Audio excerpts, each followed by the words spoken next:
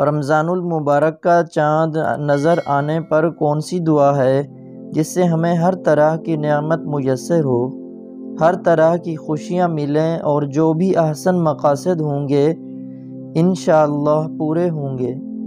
رمضان المبارک کا چاند نظر آنے پر صرف ایک عمل کریں، انشاءاللہ ایسی برکت ہوگی کبھی ختم نہیں ہوگی۔ اگر آپ بھی چاہتے ہیں کہ آپ کی کمائی میں، روزی میں، گھر میں خوب خیر و برکت ہو تو یہ دعا پڑھیں۔ نبی اکرم صلی اللہ علیہ وسلم کا چاند دیکھتے تو یہ دعا پڑھتے تھے: اللہ اکبر اللہم اہلہ علینا بالامن والایمان والسلامت والاسلام والتوفیق لما یحب ربنا ویرضا ربنا وربک اللہ۔ اللہ سب سے بڑا ہے، اے اللہ اس چاند کو ہمارے لیے امن، ایمان، سلامتی اور اسلام کا باعث بنا، اور اس چیز کی توفیق کا جسے ہمیں ہمارا پروردگار پسند کرتا ہے اور جس سے راضی ہے۔ اے چاند ہمارا اور تمہارا پروردگار اللہ ہے۔ اس کے بعد قرآن پاک کی آیت تلاوت فرمائیں۔ سورۃ الملک، بسم اللہ الرحمن الرحیم، تبارک الذی بیدہ الملک وہو علی کل شیء قدیر۔ اگر اس پوری سورت کو پڑھا جائے تو پورے مہینے میں ہر طرح کی پریشانی، مصیبت، روزی کی تنگی سے انشاءاللہ عز و جل محفوظ رہیں گے۔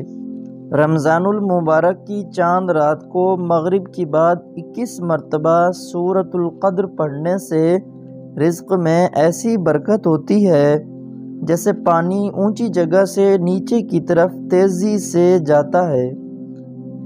ماہ رمضان میں سخاوت و فیاضی کا مہینہ ہے۔ حضرت ابن عباس رضی اللہ عنہما فرماتے ہیں کہ نبی اکرم صلی اللہ علیہ وسلم لوگوں میں سب سے زیادہ سخی تھے، اور یہ سخاوت ماہ رمضان میں مزید بڑھ جایا کرتی تھی۔ حضرت جبرائیل علیہ السلام ہر سال ماہ رمضان میں آپ صلی اللہ علیہ وسلم سے ملاقات کے لیے مہینے کے اختتام تک آیا کرتے، اور آپ صلی اللہ علیہ وسلم ان کو قرآن مجید سنایا کرتے۔ جب آپ صلی اللہ علیہ وسلم کی جبرائیل علیہ السلام سے ملاقات ہوتی تو آپ صلی اللہ علیہ وسلم کی نیک کاموں میں سخاوت تیز چلنے والی ہوا سے بھی زیادہ بڑھ جاتی تھی۔ عبادات کی کثرت کے ساتھ ساتھ حقوق ادا کرنا بھی ضروری ہے۔ آپ صلی اللہ علیہ وسلم نے ایک مرتبہ مجھ سے یہ فرمایا: اے عبداللہ، میں نے سنا ہے کہ تم روزانہ دن میں روزہ رکھتے ہو اور رات بھر عبادت میں مشغول رہتے ہو، کیا یہ صحیح ہے؟ تو میں نے عرض کیا: جی حضور، ایسا ہی ہے۔ حضرت صلی اللہ علیہ وسلم نے ارشاد فرمایا: ایسا نہ کیا کریں، کبھی روزے رکھ لیا کریں اور کبھی چھوڑ دیا کریں، اور اسی طرح رات کو بھی عبادت اور نیند دونوں ہونی چاہیے، کیونکہ کھانا پینا جسم کی ضروریات ہیں، اور تمہارے جسم کا تمہارے اوپر حق ہے، یہ اللہ نے دیا ہے، اس کا خیال رکھو۔ اسی طرح نیند کرنا بھی ضروری ہے، کیونکہ تمہاری آنکھوں کا بھی تم پر حق ہے کہ ان کو آرام دو، اور پھر تمہاری بیوی کا بھی تم پر حق ہے کہ رات کو عبادت کے ساتھ ساتھ حقوق واجبہ بھی ادا کیا کرو۔